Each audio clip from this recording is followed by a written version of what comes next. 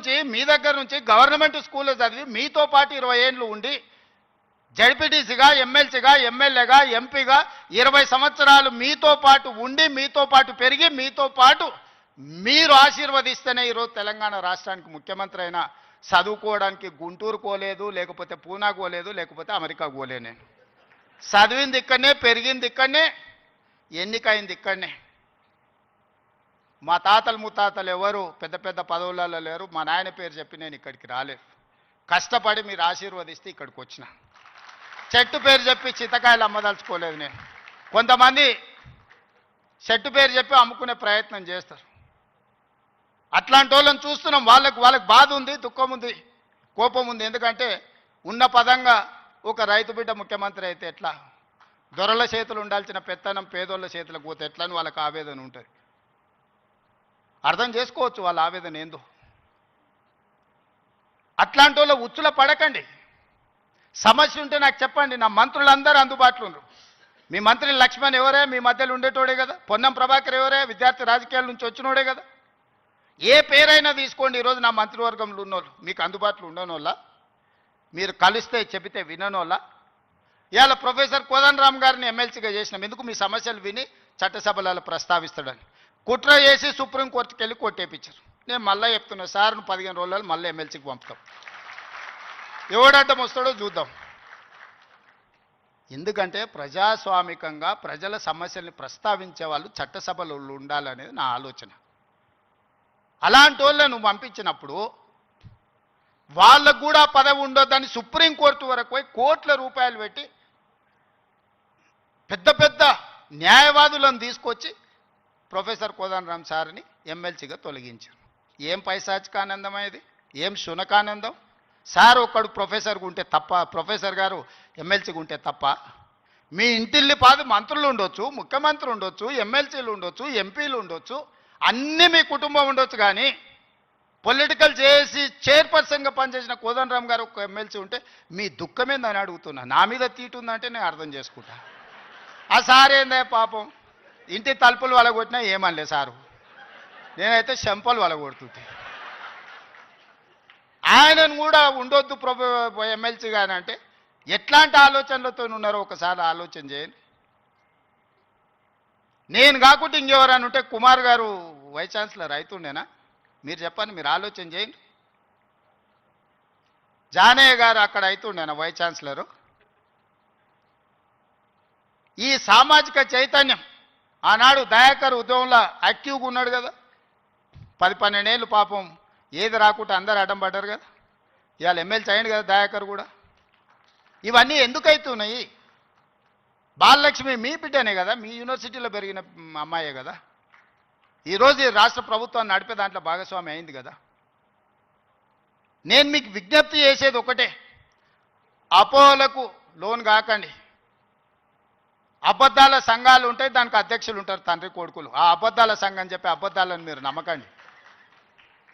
ఈ అబద్ధాల సంఘము ఊరంతా వాట్సాప్ అని, సోషల్ మీడియా అని, ఆ మీడియా అని అడ్డగోలుగా సంపాదించింది ఖర్చు పెట్టి అబద్ధాలు అన్నిటిని కూడా అందులో పెట్టి ఈ మనం పిల్లలందరూ కష్టపడి సాంకేతిక నైపుణ్యంతో ఏఐ తెస్తే ఏఐ పెట్టి సెంట్రల్ యూనివర్సిటీ దగ్గర ఏనుగులు సింహాలు ఉన్నాయి, వాటిని మేము చంపుతున్నామని పెట్టారు.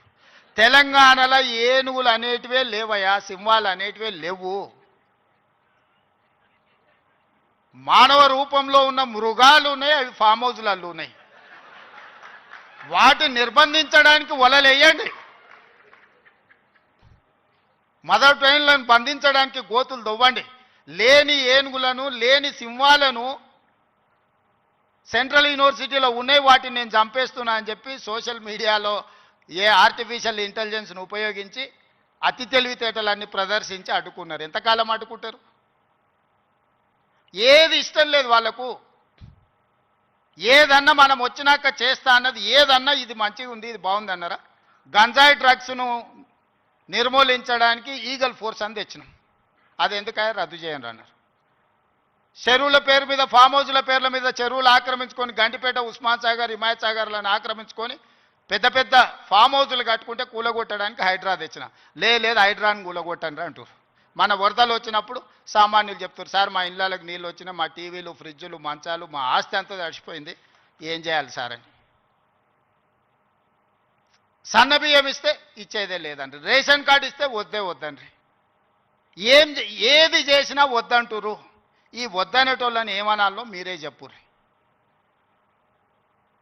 ఏదన్నా ఒక్కటన్నా అభినందించినా 20 నెలల్లో అన్ని ఇచ్చిపెట్టుండ్రి.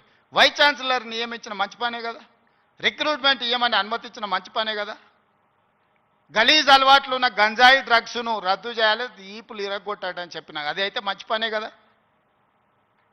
ఇవి కూడా అభినందించకుండా నన్ను తిడుతున్నారంటే వాళ్ళ ఉద్దేశం ఏంది, వాళ్ళ దుఃఖం ఏంది?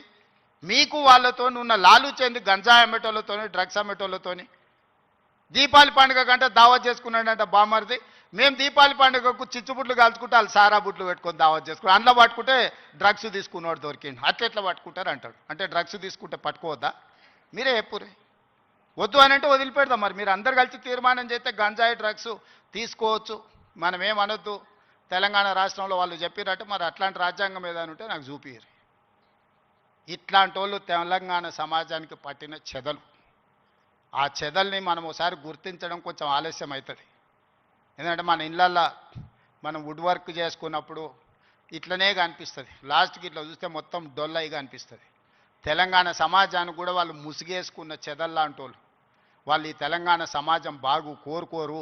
ఉస్మానియా యూనివర్సిటీని బతకనియరు. మళ్ళీ వచ్చిండ్రంటే ఆలోచనలకు కూడా వచ్చినా ఈ ఉస్మానియా యూనివర్సిటీని ఉంచరు.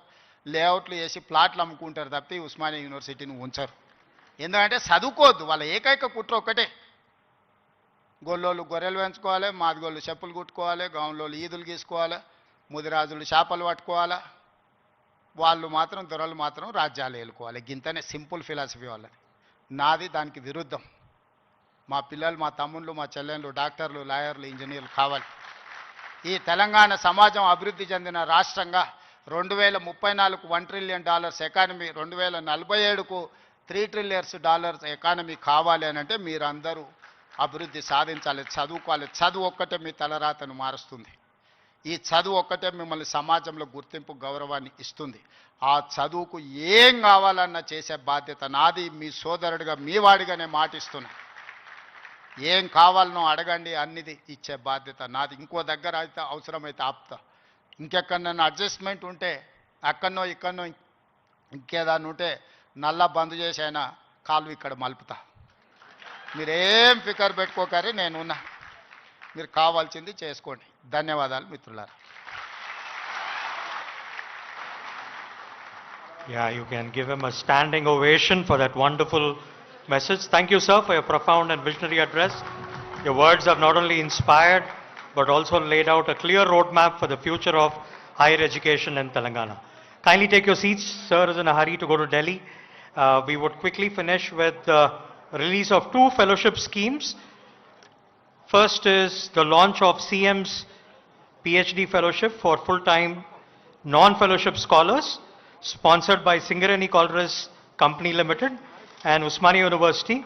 Thanks to the MD Balram Garu and Usmania University for sponsoring 200 scholarships. CM's PhD fellowship for full-time non-fellowship scholars. Srinivas sir and Prasanna ma'am are there.